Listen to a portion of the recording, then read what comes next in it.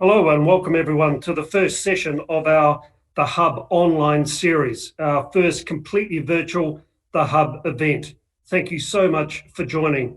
And we've got over 450 registered for today's events and the other ones down the track. The other milestone today, after being our first virtual, is that Payments NZ was incorporated 10 years ago to the day. So we are 10 years old. Happy birthday to all of us. Now, before we get started, I just need to cover off some housekeeping tips. Firstly, earthquakes and bathrooms, that's over to you. But streaming the window, now the live streaming window you're viewing me through now, you can resize by using the triangle in the bottom right hand of the screen as well, if you so desire or are getting bored. If you want to pop this window out of the platform, just click on the two squares in the top right-hand corner. And so you can then view the platform and the live stream side by side. So that's pretty cool. Now the Q&A process, our two speakers today, they will be taking questions. So as you can see on the platform on the left-hand side, there is ability to ask questions and also the ability to vote for those questions when you're on there. But I'm sure you knew all of that as you would have all read the guide to the platform that we would send through. But I think that's, let's get this show on the road. But first of all, I'd really like to thank our event sponsors. We have Swift as the principal sponsor for the Hub online series and series sponsors of ACI Worldwide, Buddle Finlay and Middleware NZ. And thank you so much for continuing to support the event. And also you can check out more about the sponsors on the platform itself. There's content in there, and I implore you to go and have a read and have a look at that. So what's on the drawing card for today? Well, first of all, a bit of a welcome and an opening. So that's underway. And our first international speaker, Brett King, who's a futurist, author and founder of Moven, and he will talk about the future of payments, banking, and of life, is really where that's all about. And Shaun, Drylie, Group Chief Executive of the SBS Bank. Now, he will be talking today about finding value in the complex world of payments and the impact of COVID-19. So a really insightful view of bank, and that'll be really, really good to listen to. And then I'll make a few closing remarks and then we can all get on with the early evening. So moving on.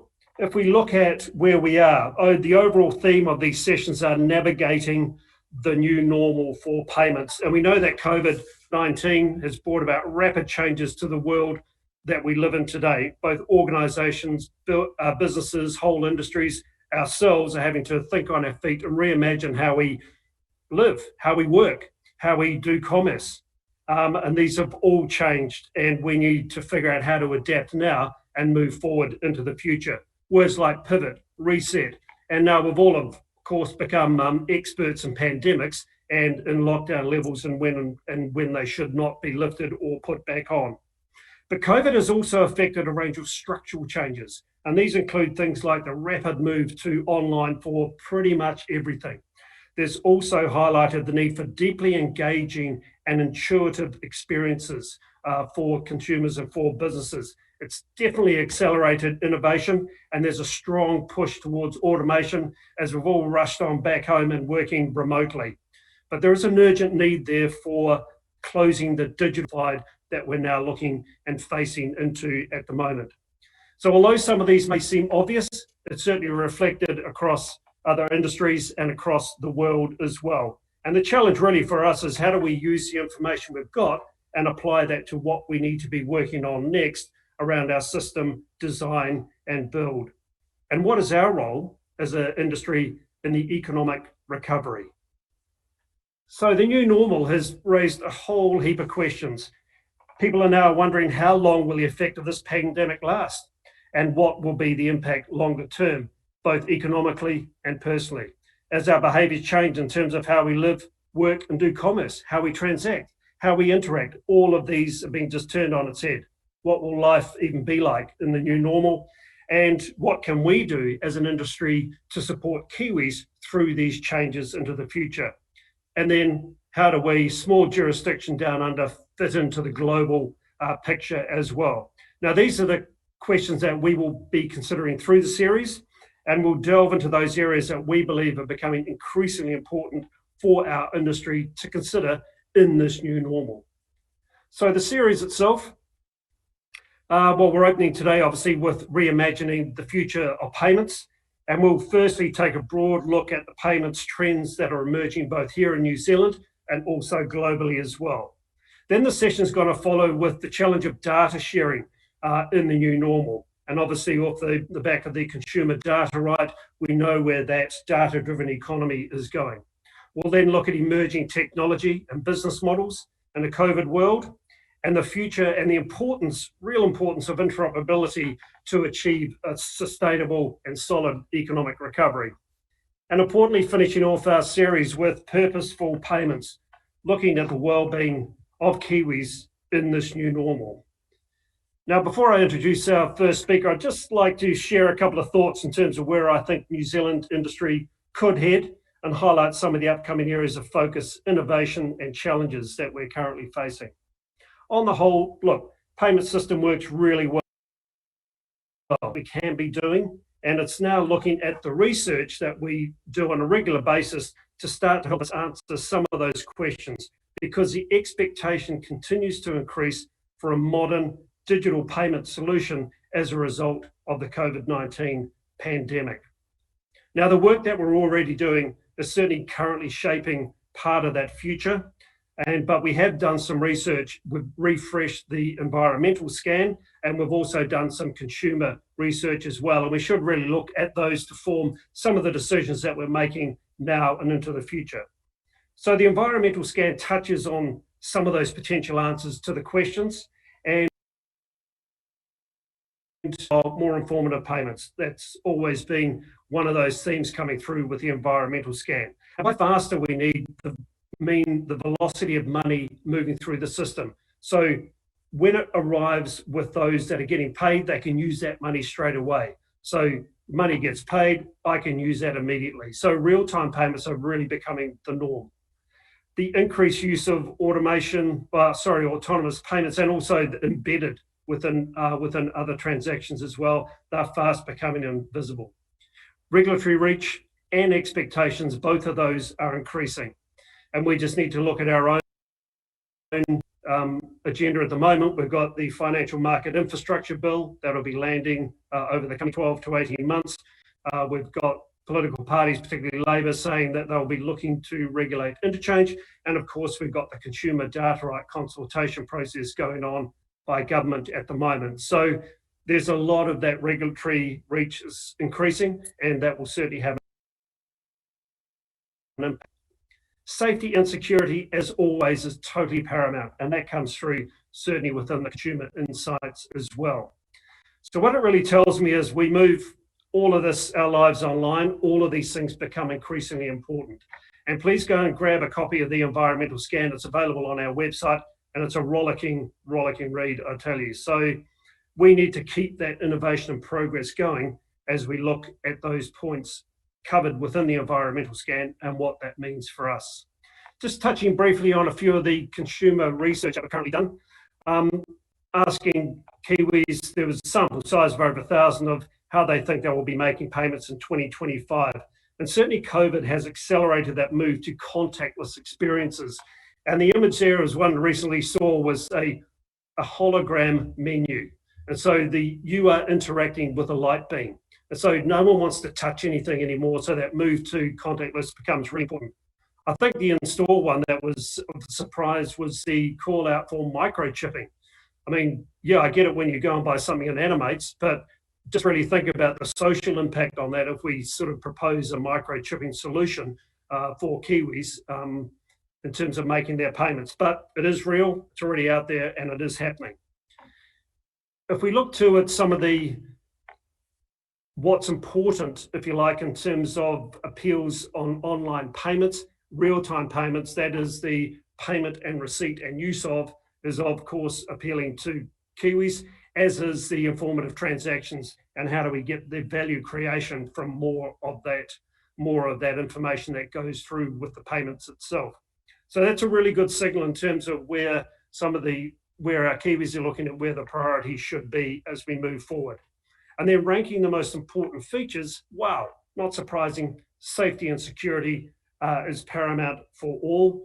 And obviously, fees are one thing that's often talked about, but convenience and ease of use also becomes very, very important for us as we look at new innovation and new products and solutions that we put out to market.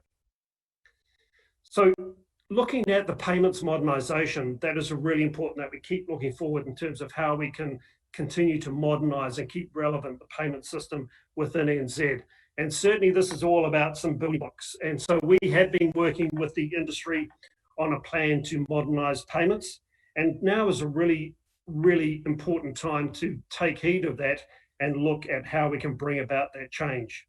We've had very clear signals from government in terms of their willingness to spend on infrastructure, and we should really take the lead on that because payments is a core infrastructure and a core plank for economic recovery.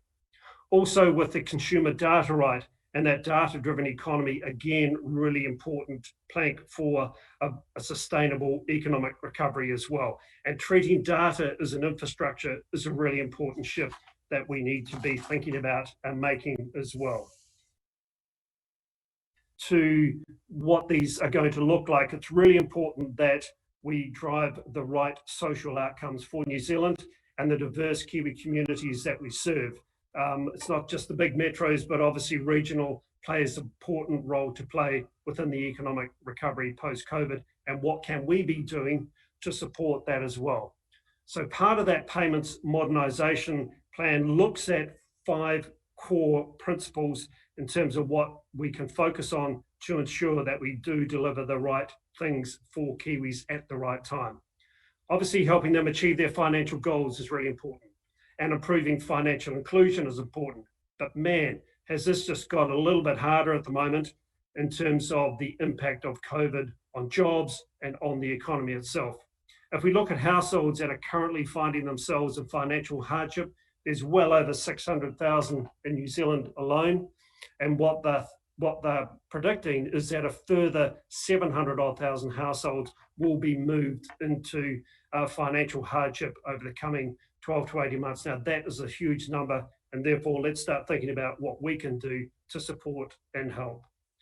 Build a more productive New Zealand is clearly important, and that goes back to that point before about the velocity of money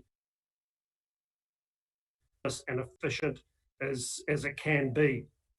Improve the financial resilience of Kiwis, not just consumers, but also businesses. So how do we improve things like cash flow management for small businesses, speed of payment of invoices, those sorts of things.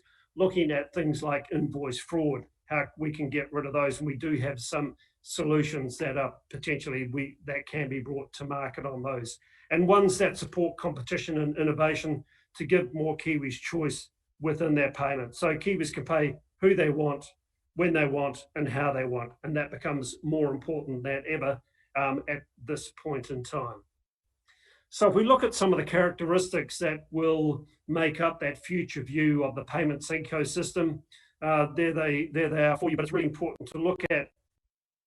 These are the things that we are working on within the payments modernisation plan, and the team will talk more about that in our session 4, which kicks off Tuesday, the mid-October, 13th of October, and look at how important that interoperability is in the economic recovery.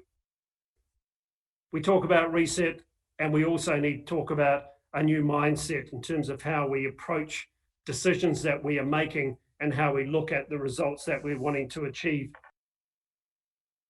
Things are different. We need to acknowledge that. Investment with the current conditions, because that are making those investments, and that's really important to acknowledge.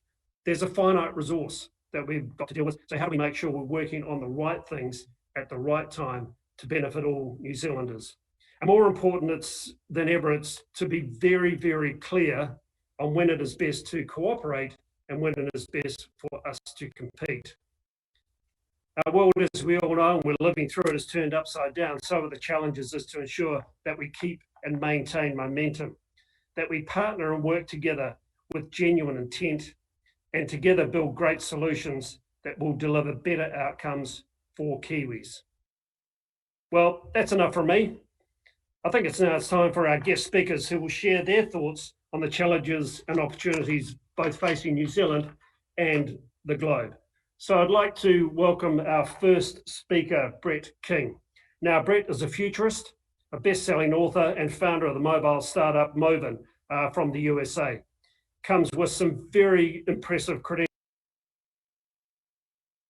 on the future of banking, and you must admit that would be hard to trump. But in the past 3 years, Brett has spoken on the future in over 50 countries, dubbed as the king of disruptors and the godfather of fintechs. Love that title. He also hosts the world's #1 radio show, so he's a disc jockey on fintech called Breaking Banks, which has over 7 million listeners across 180 countries. Needless to say, we're very privileged to have Brett here. And Brett is joining us from the USA. Welcome, Brett. This is a really fascinating presentation that's going to give us some great insights into the future.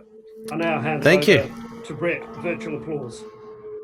Thank you for having me on all the way from New York City. Of course, I'm originally from down under, but it's been 20 years now since I left my home in Melbourne, Australia, to head first to Hong Kong, then Dubai, and then finally I landed in New York. I've been here 10 years now. But it's great to be able to talk to you guys about the future of payments. There's a lot happening in the space, so there's a lot of stuff to get through, and I'm excited to share with you some of my thoughts as a futurist in respect to, what happens next in the space. First of all, I'll start with a little story. I don't know whether you guys know this, but if you're in the payment space, and of course, part of our legacy infrastructure we're dealing with today is magnetic stripe cards. And so there's a really good story that comes from the days of IBM, which was when they started with the magnetic stripe technology that has been used since the late 1960s now. The story goes that the IBM engineer tasked with coming up with a plastic identity card for officials of the CIA needed a way to get a magnetic stripe, which was the primary storage medium of the time, onto the back of that plastic identity card. He tried all different types of adhesives. This engineer, his name was Forrest Parry. You might have heard this story before. He came home after weeks of frustration. His wife was ironing, and he said, I just can't work this out. Every adhesive we try damages the tape. And she said, why don't you try ironing it on? So she got out the iron and they tested it out and it worked, and the magnetic stripe was born. So there's a little bit of payments trivia for you guys. Or payments history, I guess. Now, when I talk about the world of the future of banking and the world of future of payments, we sort of went through these different phases of where technology started to impact. Now, obviously, traditionally, payments were tied up very closely with the with the banking industry. Starting from the Medici times, back in the sort of 13th century and in Florence, in Italy. You could even say earlier than that, the Knights Templar were tasked often with managing the transportation of wealth from the royal families and the church, and they were essentially the armored car, transporters of their time. But it was really in the 1950s where we started to digitize banking, and the drive for technology was actually, again, based on payments. So the very first bank mainframe, as you guys can see here, which was called IRMA, the electronic recording machine for accounting purposes, built initially by SRI, Stanford Research Institute, the same guys behind Siri. We then have General Electric coming in and sort of systemizing this as the first mainframe in 1953. Built for Bank of America, and you can see the guy standing at what looks like some sort of sorting machine. That actually was a magnetic ink reading set of readers for processing all of the paper checks that Bank of America were processing. And so, this was the first use of computing in banking broadly. putting the general ledger on, and it was primarily as a result to capture the payments information of those, I think at the time it was about 400,000 checks a month that B of A was processing in 1953. I'd have to go back. So then we entered the self-service era. And this started with us looking at technologies to extend the branch operating hours. But again, it was around cash. It was around availability of this. So the first ATM machines were deployed by companies like Barclays. And we called them automated teller machines. So they were built exactly after the teller function in the branch. Obviously, we extended that to telephone banking and then internet banking in the mid-90s to get access to these broader functions. Things really started to change, though, with the emergence of the smartphone. We didn't see a lot of competitors to traditional banking models during the dot-com boom, unlike what we saw with other retail areas, in the retail sector with Amazon, what we've seen with Netflix, and even Apple's disruption of the music business and so forth. Those things really kicked off during the dot-com, but in the payment space, we didn't see a lot of activity until the smartphone era. So we started to see the emergence of challenger banks, alternative value store mechanisms, and at the same time, we started to see the emergence of wallets around the world. So 2008, based on the feature phone with M-Pesa, and then starting in sort of the mid 2010s, around 2014, with WeChat, Tencent WeChat, and Alipay in China, which also led to, of course, a boom of fintech in China. We're going to talk about Ant Financial in a few moments, who are about to list on the Hong Kong and Singapore exchange over the next couple of months. But of course, WeBank as a challenger bank has 200 million customers today. That puts them at twice the size of JP Morgan Chase in terms of customer base. Admittedly, their customers are a little different, but that is just since 2014 when Tencent WeBank. Well, WeBank is now independent of Tencent, but they kicked off with Tencent. Another great example of sort of disrupted payments is how Yui Bao emerged on top of the Alipay platform. If you are familiar with Yui Bao, it is the world's most successful savings product, or it's better to really call it a savings experience. It's a better way to sort of think about that.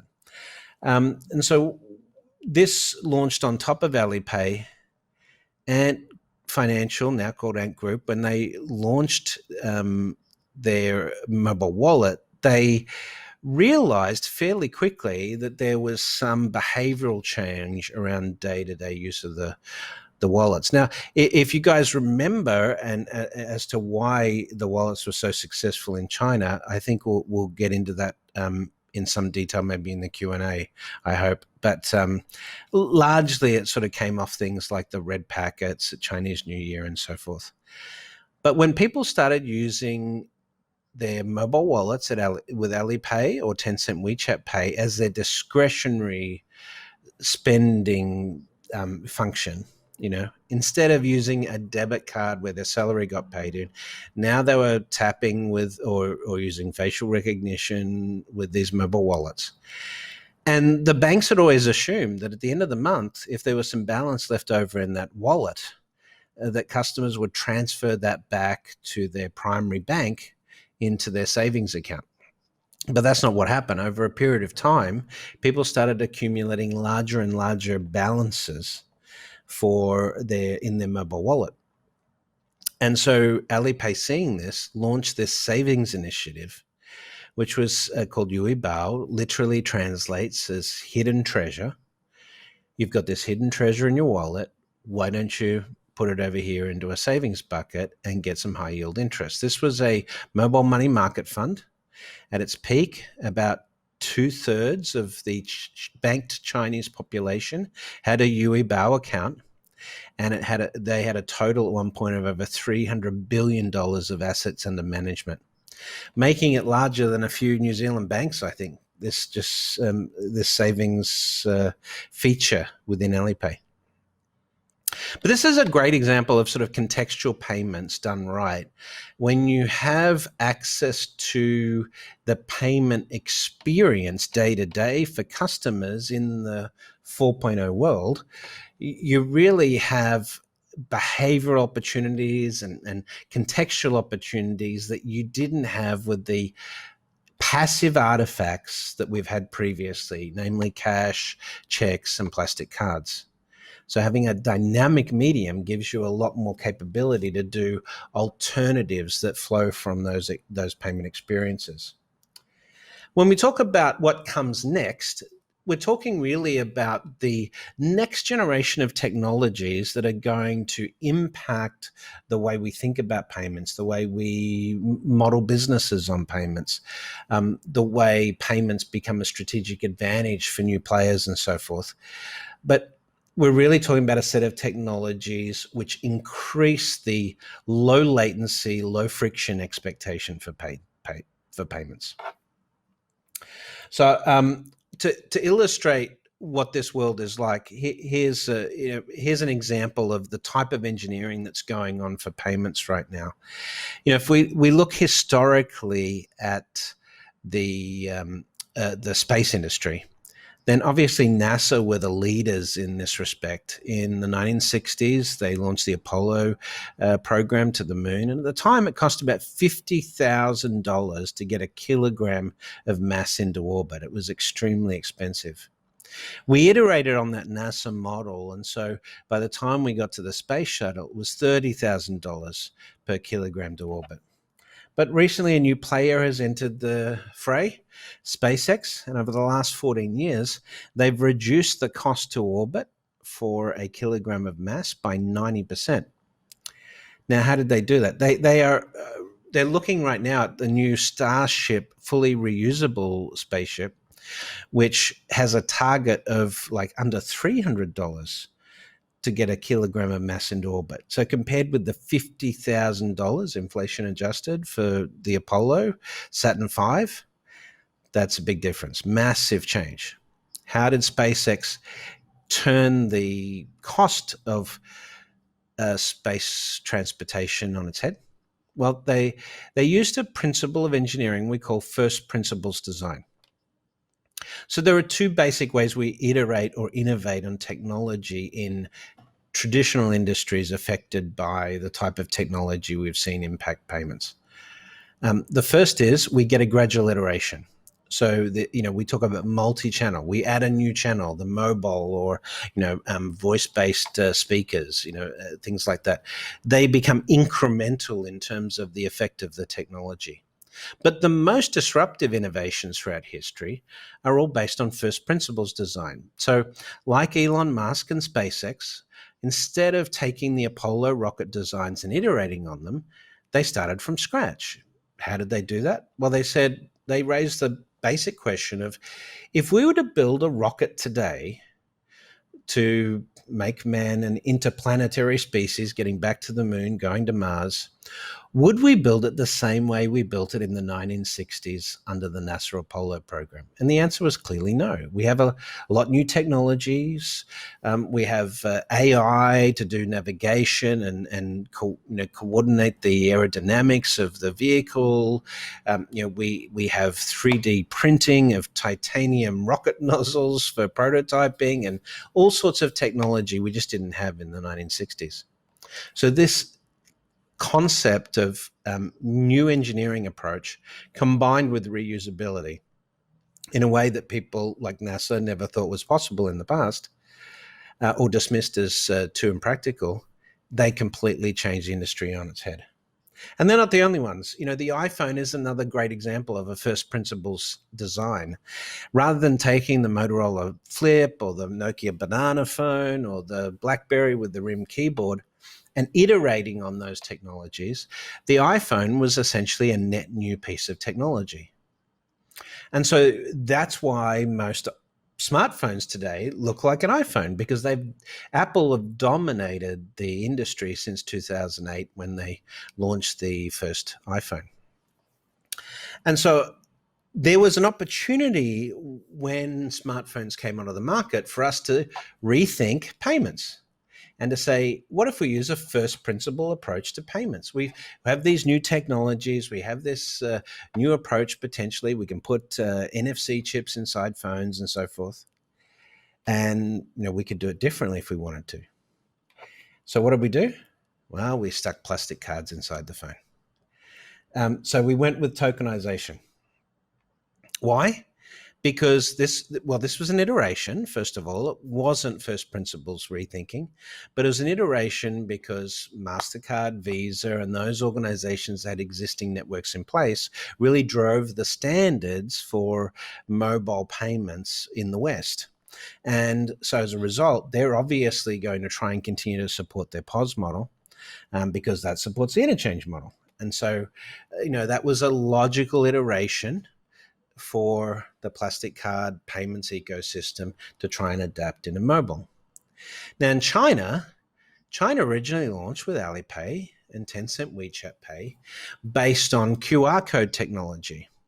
And Visa and MasterCard and the West, we all dismissed that. We said, that's not going to work compared with the plastic card. But China, meanwhile, has now jumped over that technology and are using facial recognition and other biometrics for authenticating payments. The POS is now very different in China. One of the reasons Alipay and Tencent WeChat Pay were able to scale so rapidly is, as a merchant, all you really needed was a QR code to accept a payment. In fact, you could have a photocopy of a QR code. You didn't even need to have your own mobile phone, theoretically. And so the scalability of these systems, because of the QR code initially, led to a much more rapid adoption of mobile payments in China than what we've seen in the West. And so if you look at the design of the mobile payments ecosystem in China, it looks more like a first principles rethink of payments than it does adapting an existing model. And as a result, it's been much more successful than the iteration we've seen on Western wallets. Now, I know facial recognition is one of these issues where people have some concerns, but we've been thinking about this for a long time. You might remember the movie Steven Spielberg produced with Tom Cruise here, with the facial recognition, or iris recognition actually, for payments. And so for us, we've thought about the potential of biometric identification when it comes to personalizing payments and personalizing a shopping experience for many years. We've been dreaming about this with this tech. And so the fact that we've now come up with facial recognition tech that can do essentially the same thing as what we saw in the movie, we're now seeing application of the technology we would have thought sci-fi in the past. So this does come back into the COVID experience as well, because we've seen cash use decline as people get a little bit more scared about transmission of COVID. So this does lend us towards contactless payments.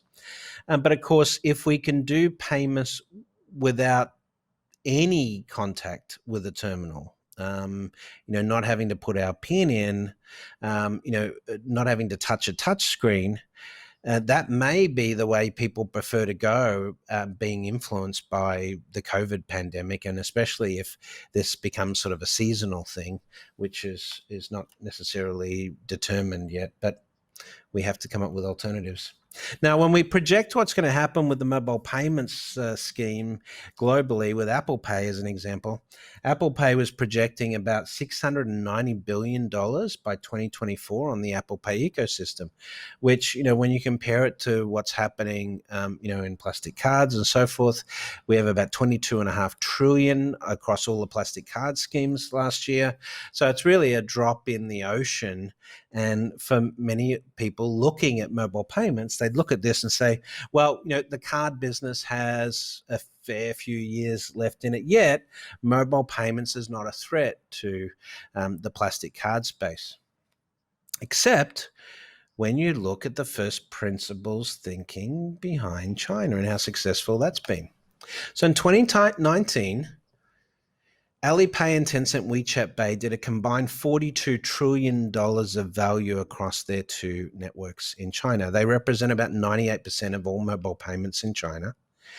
And that is almost twice the value of Visa, MasterCard, Amex, Discover, all of the combined card schemes based on chip and pin or plastic.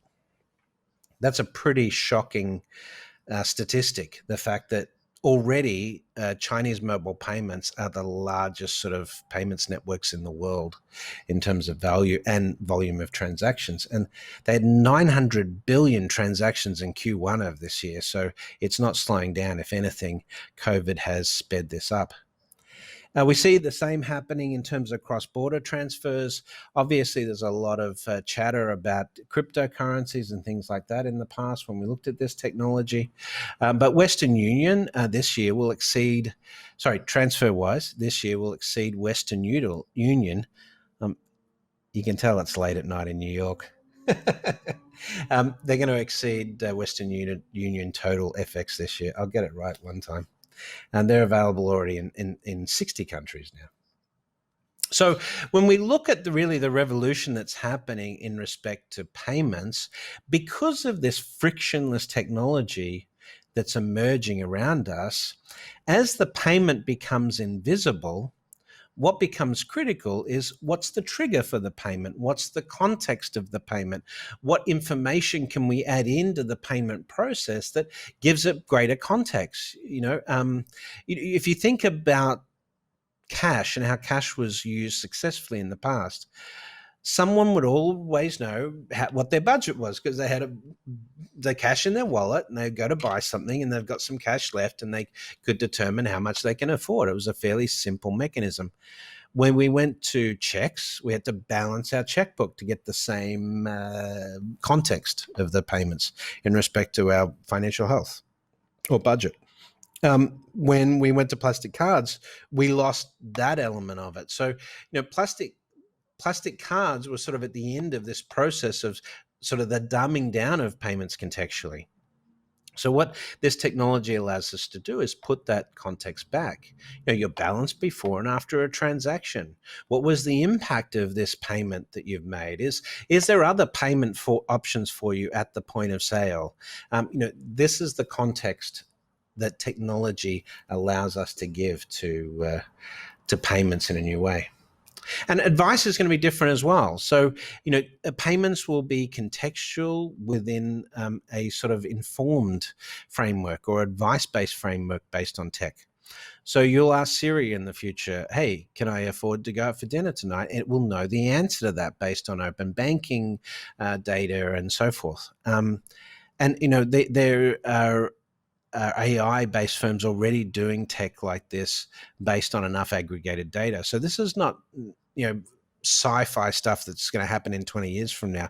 This is emerging over the next couple of years, sort of smarter payments options, smarter bank accounts that have advice built in. So I'll give you one example of how payments context could change that really changes the way we think about products in the payment space. We see Affirm and Klarna right now doing point of sale financing in the US and Europe. I just saw Affirm raised a stack more money, I think another 400 million, if I'm not mistaken, and Klarna 650 million, I think it was, their latest raise. So these guys are both doing really interesting things. But think about a conventional approach when you walk into a grocery store.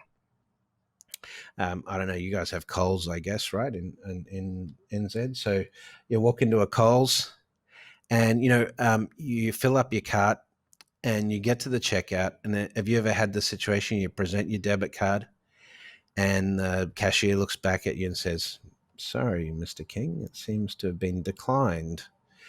And your first reaction is try it again. Like magically more money is going to come into the account, right? But essentially this happens because maybe your salary hasn't in the account, or your mortgage payment has come out, and you forgot to cash up the account, and so you then go fishing for another card. And so a bank thinks about this payment opportunity as or this payment problem as an opportunity to sell you a credit card. But a technology company looks at this from a first principles perspective very differently. We know where you are based on your phone. So when you walk into a grocery store, we know that. We have a geofencing or a geolocation-based trigger. We know how much you normally spend on groceries. Maybe you spend $500, 500 New Zealand dollars on groceries every 3 weeks. And we know today you've only got $200 in your account. So we can do the math pretty quickly, and we can, as you walk in the store, we can offer you an additional $300 to complete your grocery shopping. You don't need any application form for a credit card. You don't need to wait for the plastic. If you're a technologist looking at this problem, your primary job is to circumvent a bank selling a credit card, and you're trying to get real-time credit to be as precise and contextual as possible. And so this sort of first principles rethinking of simple credit experiences in store will lead to some pretty significant product changes when we start thinking about delivery of credit traditionally. Now, the next generation of technology that we'll be using for personal computing over the next few years is smart glasses. And I don't know if you saw, but last week we had the release of Project Aria from Facebook, a very new project, but they've been working on this tech for a few years under Oculus, and essentially mapping the world with 3D point mapping, identifying objects using artificial intelligence, and putting context in the world based on a head-up display you'll have in this set of wearable computing spectacles you have. So you'll be able to identify your car keys sitting on the table. If you've lost them, your wearable computer will know where it was as you're interacting with the world. The 3D sensors are mapping this. You're getting coffee offers. You walk into a vinyl store and you see a music title that you want to buy that you had on your wish list. You're getting feedback on the environment around you. This is the world of contextual spatial computing that we're going to find with these smart glasses technologies that are going to be fairly common over the next few years. By 2023, we expect both Apple and Facebook will have some commercial smart glasses out in the market. And so if you think 10 years ahead, sort of where we are with the iPhone right now, this is going to be a very common way for people to think about context in the world. So when you start thinking about payments and payments information, it's going to be a really data-rich environment. So you walk into an electronics store in the future, you're buying a new, holographic TV unit. Let's get fully futurist here. And your glasses will tell you, hey, dude, you can't because you're going to pay the rent on Thursday.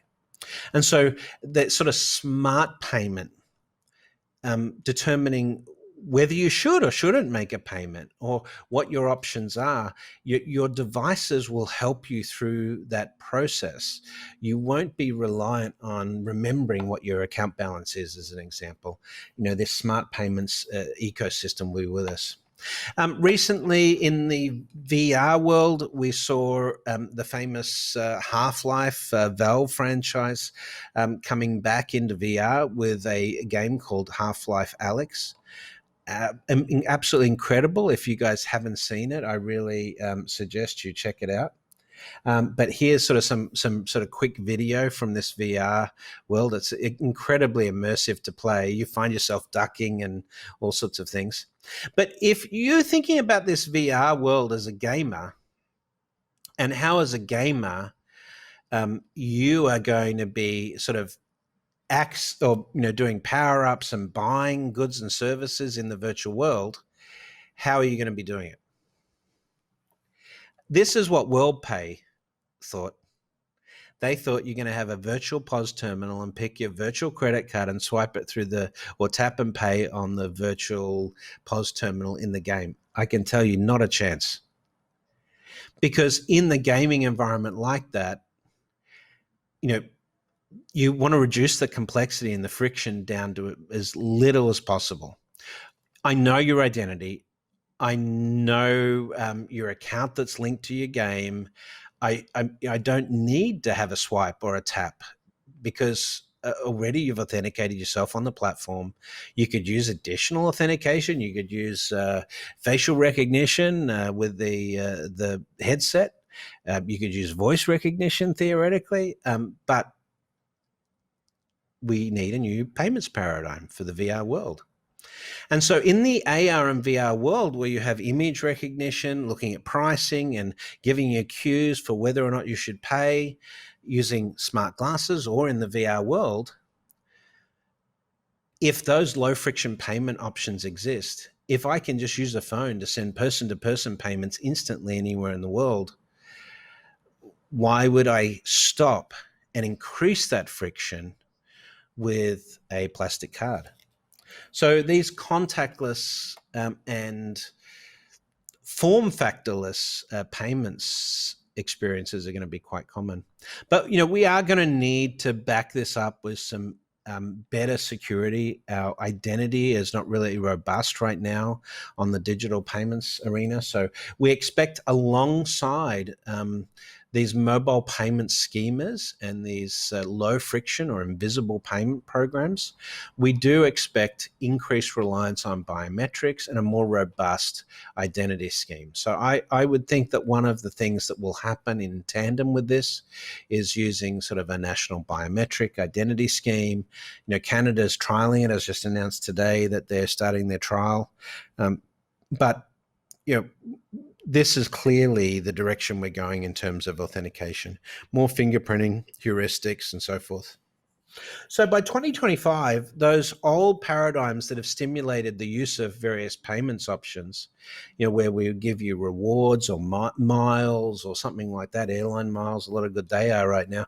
The reality is that contextual payments using triggers, geolocation, offers that are immediately of value to you will be much more powerful from a relationship perspective than passive rewards that you collect over time.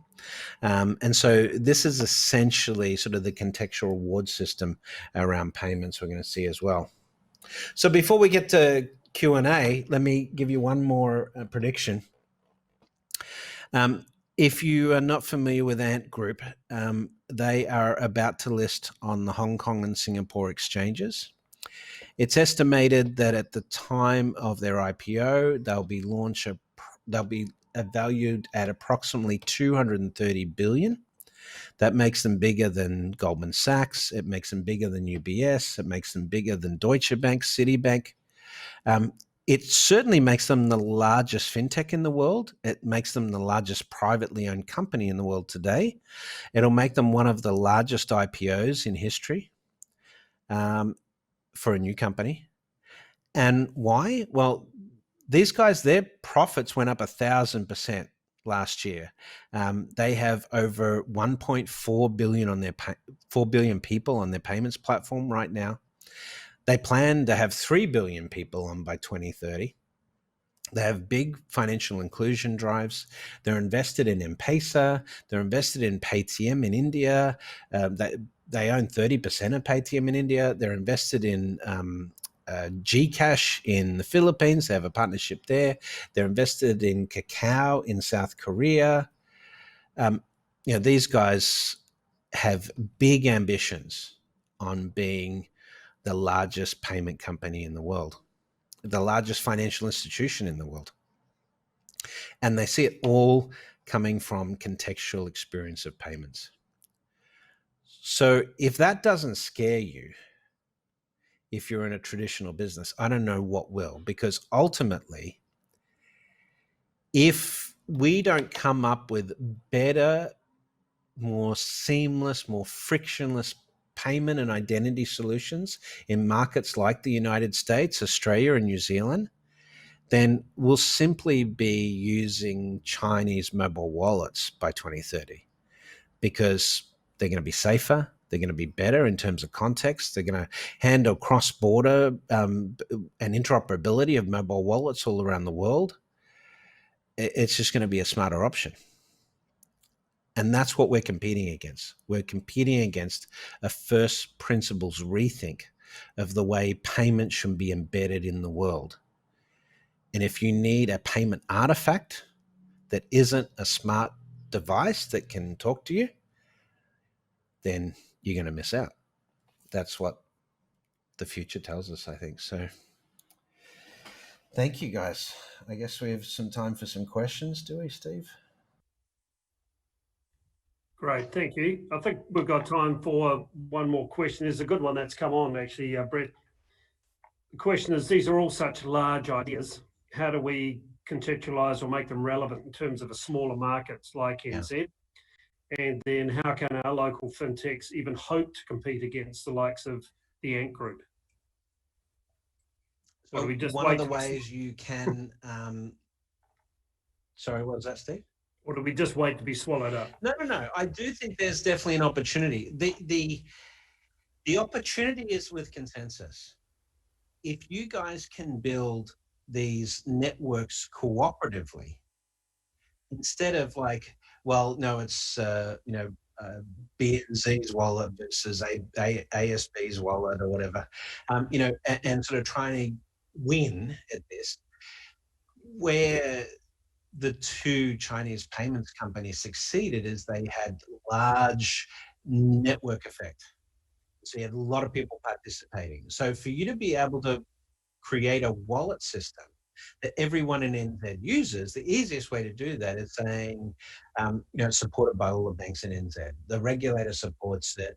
We've linked it into cross-border networks, yada, yada, yada. You can recharge it with your existing bank accounts. Just make it super easy for people to adopt and make it so it can be used everywhere in New Zealand by all these participants. If you do it on a fragmented approach, then it's more likely that an Apple Pay or some sort of Facebook payments model or a Chinese mobile wallet could come in and gain some market share. But ultimately, it's the context you put around the payment. So it's what additional value beyond the utility of the payment that you can provide. And that, again, is where local knowledge becomes very important. Local data, local behavioral stuff, all of those things that can support the contextualization of payments in a better way. You guys have that data advantage. But the tech guys have different data.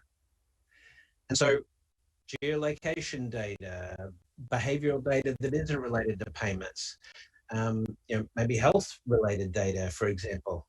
Is there a way you can broaden your networks as payments organizations to co-opt that data so you can use that?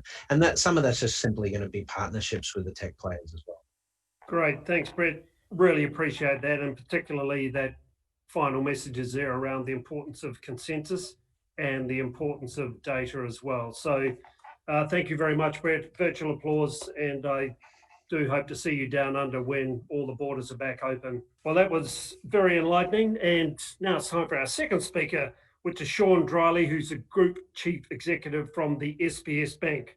Now, Shaun is very passionate about people and the community and has had over 30 years experience in the banking industry, which includes diverse management roles, and recently spent 2 years in Vietnam leading the transformation of the local Vietnamese bank. And then went from Vietnam, actually was a director of Payments NZ, which was fantastic, and is now responsible for the SPS Bank and also their 3 subsidiaries, which is Finance Now, Funds Admin NZ, and South Care Assurance. Based in Invercargill, but does get out a bit, which is great. Shaun, welcome to the Hub Virtual.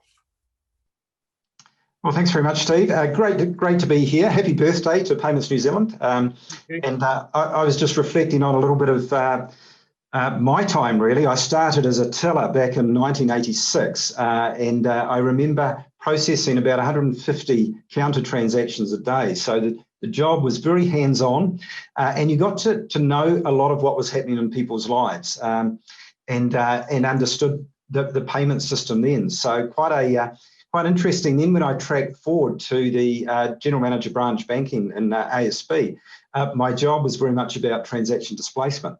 And it was about using the transactional account in order to be able to sort of leverage other products and to be able to meet other needs of customers. Promotion of credit cards. So, that payments has sort of been a theme that came through. And then when I was put into the payments role within the business, leading the strategy in that, it actually really opened my eyes up to the fact that, this is a really cooperative, interactive sort of business that got me getting out and about, probably a lot more than I'm getting out at the moment around the country and around the world. And I remember listening to Brett King over in Singapore around his Bank 2.0. So, some fantastic opportunities there. And then thrown into Vietnam, a couple of years in Vietnam where cash was again king. It was just a cash economy. People were buying and selling houses using cash.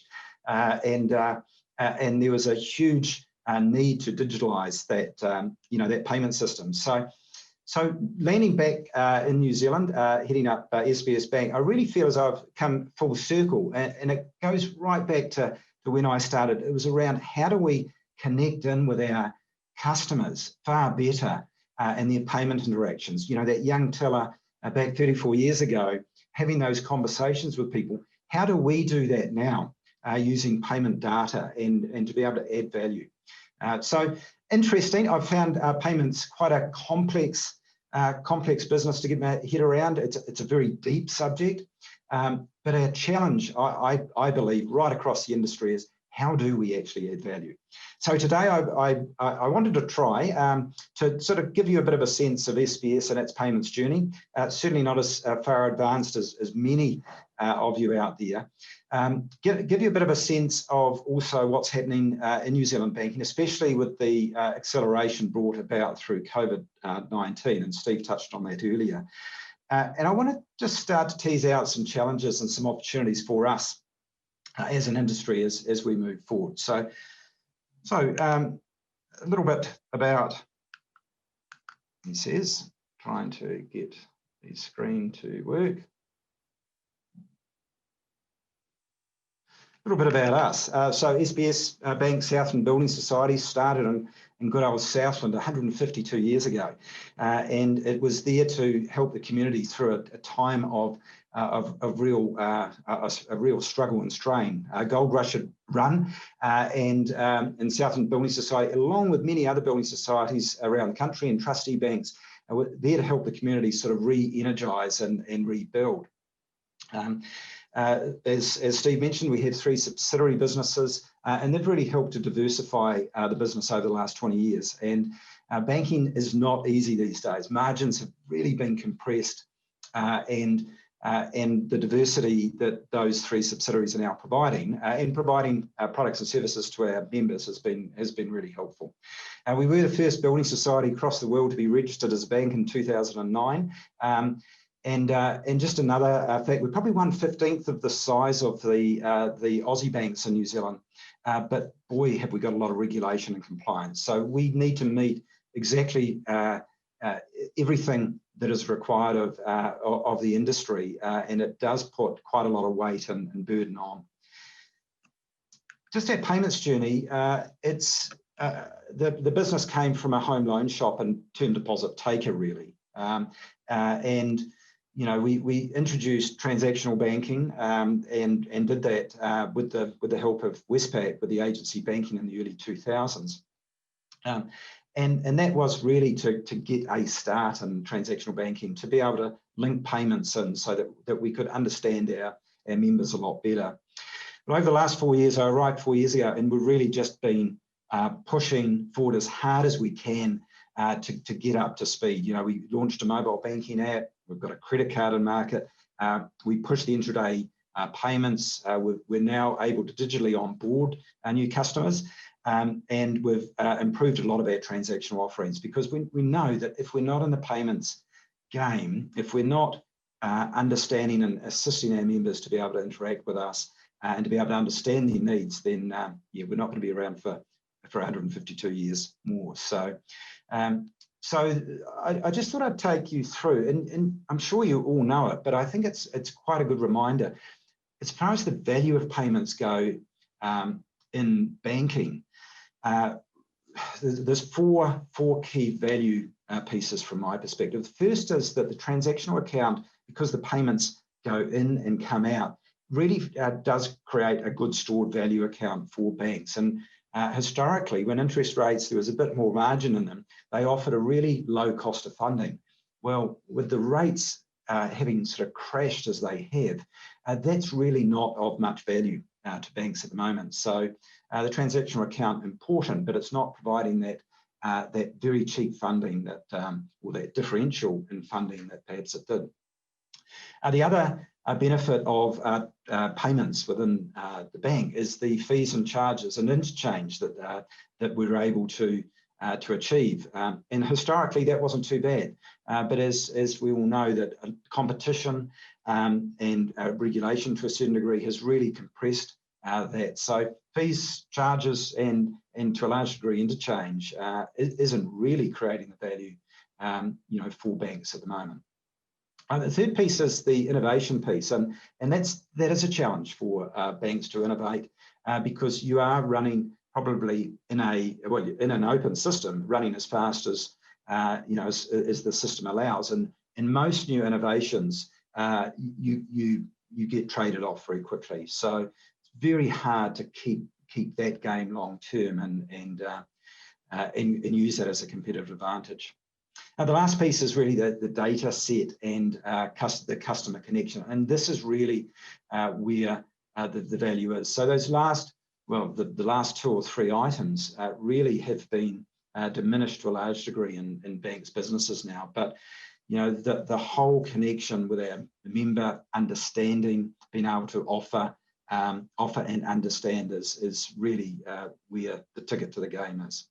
But SBS, like many other organisations, probably most organisations, we've got to choose, and there's so many options out there at the moment that if we don't select wisely, we can chase these shiny things like magpies and never really extract the value out of it. So, we're constantly looking at where we can get value, but try not to chase every shiny thing that's out there.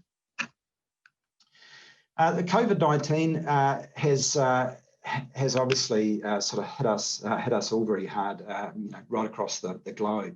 But one of the things I wanted to call out and really compliment the industry on is the way in which the system stood firm through COVID-19. It was a really stunning display of resilience within the payment system.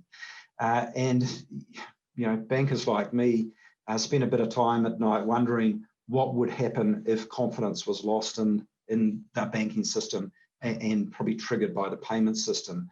And it didn't really, create too much in the way of a good night's sleep. But the way in which the system held firm was just outstanding. So well done to you all. From a regional perspective, and we are more heavily domiciled in the regions, COVID-19 is really going to put some pressure on, especially in some of the tourism parts. We have good business in Queenstown, for instance, and other parts of the country, where that tourism challenge is really going to put some heat into the system as subsidies, wash out, as mortgage deferments cease. That's something that really we and all the industry need to step up to, and our regulator is certainly encouraging that. But to a large degree, this is about not wasting a good crisis. COVID-19 has given us an opportunity to accelerate, as Steve was indicating, the speed of change and to really lock in some of those customer behaviours that will be so important to us and assist the industry to move forward. Now, what we've seen is, I'm sure you've all seen out there, is the contactless payment piece has really gone gangbusters. The lift from $80 to $200 it was a great initiative of the New Zealand banks to really assist with the health part of it, and we've seen we've seen a 10% increase in the use of contactless just in the last 6 months. So quite outstanding, really. A reduction in cash and cheques has continued. 70% reduction in cheques in the last 5 years, but you know, a third down just through this pandemic. So again, you know, a good opportunity for us to lean into some of those changes and push forward. Balances on credit cards have reduced. Industry's down 15%, I see today. And I think people are being more conservative with their spend habits and preserving what they do have. And obviously online spending has just gone through the roof, 27% year on year. So how do we leverage that and continue to lock that in? I think will be our challenge going forward. But it's not just payments itself, it's the virtual channel usage. We've seen online account opening lift by 32% over this period of time. Internet banking registrations have peaked. Phone volumes have continued high, not as high as they were, but just the way in which you know, our members and our customers are interacting with us in a virtual world has changed, and a lot of that is being locked in. One of the other interesting moves has been the move away from term deposits, and many of our customers are putting their money into transactional accounts. So transactional account balances have lifted by about 25% in the last 8 months. And I think that that's a result of you just not getting value for deferring or locking in your investment. So, you know, whether there's some substitutability that happens across the industry, I think we're all waiting to see. Banks have certainly been a good flight to safety at this stage, but as rates continue to drop, we're very interested in the liquidity in the system and how we protect that. So, you know, a good challenge for banks going forward, but, you know, some good support through the Reserve Bank acting on stand-in if required. Branch visits have certainly changed, and, you know, the level 3 and 4 lockdown certainly put some real challenge into a lot of our vulnerable customers, but it's meant that the banks right across the country have looked to lock in some of the changes. So branch hours, we've looked to reduce our branch hours. Many other banks have closed branches. One bank has stopped issuing cash. So again, it's an opportunity to take some of the gains and continue to move that payment piece into that virtual world. Yeah, some good work around how our teams are collaborating across the business, how our call centre and branches are working to load balance. That's been something that has been really good, and the the flexible way of working, work from home piece has certainly been something that I think the whole country has embraced. But it's important that I do note too that as margins compress with interest rates being so low, there's concerns about bad debts within the system. Wait and see whether that comes to pass. We're hoping that it won't. A flood of regulatory compliance requirements. The innovation piece of banks will be challenged, and we are looking for more short-term value than long-term investment with how we can extract some value out of the payment system. So plenty of opportunities, but some challenges as to how we sort of guide our customers through this. With the changes to that are happening and so forth, I just thought I'd put a bit of a discussion point up too around how we as New Zealand Inc. Manage some of the pieces, and it was really good to hear the payments modernisation work that Steve was talking through at the start, because that is going to be extremely critical with how we continue to keep the financial inclusion of our customers going through this digital journey. The uptake of digital currency and payments has been fantastic through New Zealand compared to many other parts of the world, but there is a real risk that we do leave people behind on this journey, and the need to educate, the need to use data to understand the more susceptible customers from a fraud perspective, or those that aren't managing their commitments or are in some form of distress, I think will be really key for us to pick up on as we go forward. From an innovation point of view, New Zealand was renowned as a payment innovator, and we've got some fantastic, pioneer tech companies working from a fintech perspective, and that we do need to harness and foster. But I do get a sense that we may have missed some opportunities, especially in the area of real-time P2P payments, for instance. 50 countries are able to do real-time P2P payments. Why can't we? SBI provided an opportunity for us to be able to send and post more quickly the transactions through the system. But I do think that it was an accidental innovation that I think with some concerted effort, we as a New Zealand Inc. can sort of move forward. From a value point of view, we are challenged around managing sort of an increased cyber threat, and I know in a past life, card fraud and threats on the payment system can really hurt our businesses and hurt confidence. So this is something that we do need to continue to really work with, and something that I am probably being increasingly aware of is some of our big payment systems become even bigger, especially the global systems. How do we ensure that we don't lose control and that we retain value from a New Zealand perspective in our payment system, that money doesn't all go off to these giant infrastructural companies, that we keep a lot of that and a lot of that control at home. The work to improve the data that we receive as financial organisations, I think, is really important, because the insights that we need to provide back to our customers and to our business to create value is going to be important. So how we extend that data is something that will be a good challenge for us all. But some strong moves to remove checks. It won't be too much longer, and checks will be a thing of the past. I think that is a good thing. Infrastructure is costing the system quite a lot, but how we assist our customers through this process is going to be very, very critical.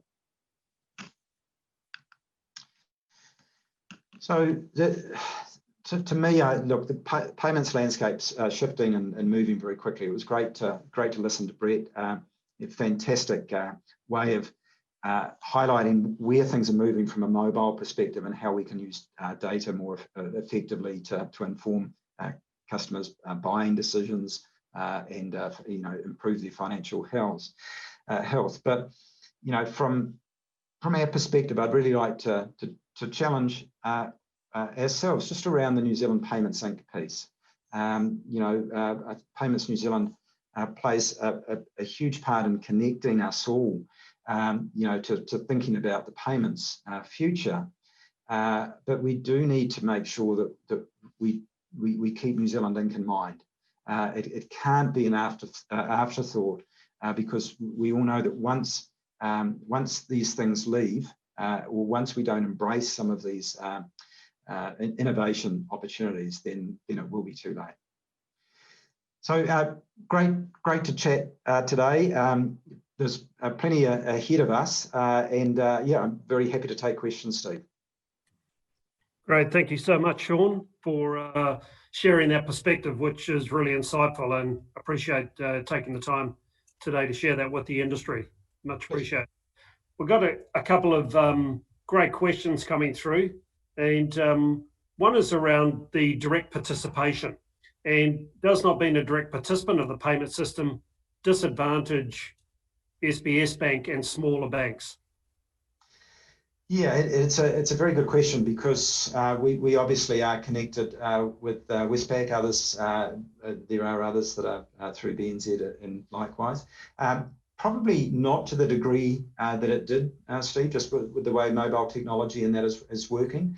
And for me, the open banking opportunities do create some wonderful opportunity to be able to connect the pieces together. Love number portability, whether that ship has sailed. So, it does cost to be involved. We think we can operate well in an innovative way without being directly connected in. There's parts of our payment system that we can take control over and have direct connection in. And plenty of opportunity for us to work with, with our partners to improve that further. And just following on from that, just sort of how important is the regulator in encouraging innovation and protecting the payment system itself? Well, our regulators are certainly very attentive at the moment. I think there's been quite significant lifts in regulator numbers, which I think is a good thing. From a payments perspective, there's probably not a lot of regulatory. I'm not as close as many of you are. Probably not as much regulatory resource in there. I think if you come back to open banking, if you come back to SBI, settlement before interchange, if you look at what they're doing to protect the system, to ensure that we have a very strong, resilient New Zealand system, I think quite key. But probably most importantly, it's how we engage with the regulator. I think we can sit back and be whacked, or we can step forward and interact. So that's that. I think that bringing them on the journey is good, and I've been most impressed with the way the regulators engaged. That's good to hear, and I think, Shaun, time for one final question. What should SBS Bank and other banks be doing to help support our small to medium merchants who are impacted by having to offer all of these new types of payments? There's obviously a lot of challenges on that merchant sector at the moment. Yes, and we don't actually offer merchant services ourselves, so we're not an acquiring bank. Look, I think it's like anything. It's giving quality education and ourselves trying to refine the offering so that we don't actually just throw a lot of stuff at our merchants. It's there's a lot for them to get their head around, and we've got multiple payment systems operating, which is good for competition. But I do think that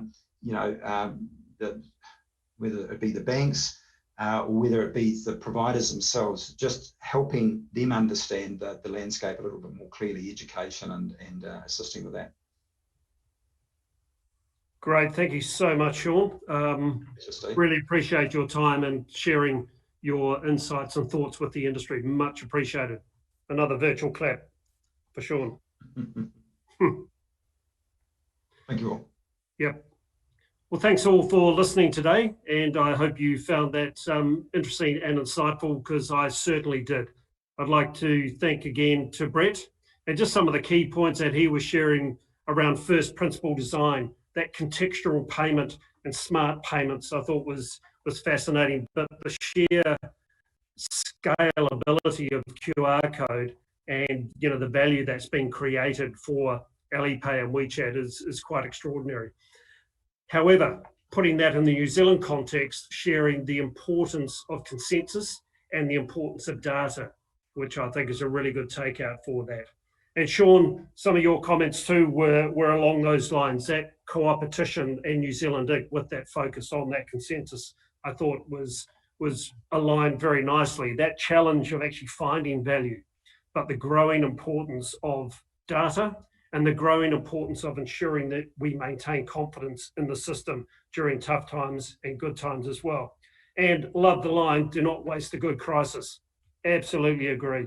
What are the opportunities? There always are opportunities there, and they come through more and more often if we just open our eyes and think about things a little bit differently. And the challenge you also gave to the industry is, why don't we have a real-time peer-to-peer system in this country behind the others? So that's something for us to certainly consider. Thanks again, everyone, for joining today. Hope you found it useful and certainly enjoyed it. What is time? 4:30, so we're pretty well on time. So this time tomorrow, the video and the presentations will be available on the platform. If you want to go and see it all again, you can. You probably need to get out more if you do, or just wait a week before you do that again would be quite useful. Again, I'd like to thank our sponsors, the principal sponsor Swift, series sponsors ACI Worldwide, Fuddle Finlay and Middleware NZ for supporting this event. We've got another 4 to go in the series. So if you think the sponsorship's a good way to go for you, please get in touch with one of the team. So we do have those 4 sessions over the next 4 weeks. We do have one that actually kicks off at 9 a.m. So hopefully you can join us for all of these over the coming weeks. So the session we have next week will focus on the challenge of data sharing in the new normal.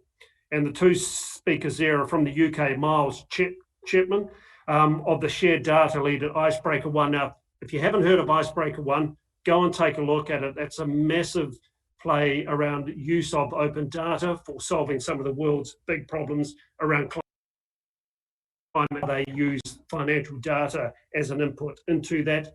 And then also Glenn Hildreth, the Senior Policy Advisor at MB, who is the lead for the consumer data right consultation at the moment. So it would be good to get an update on him, on what feedback he's been getting and where he sees it going as well.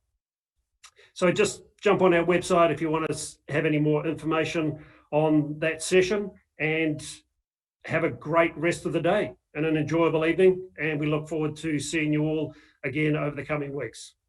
Thank you very much.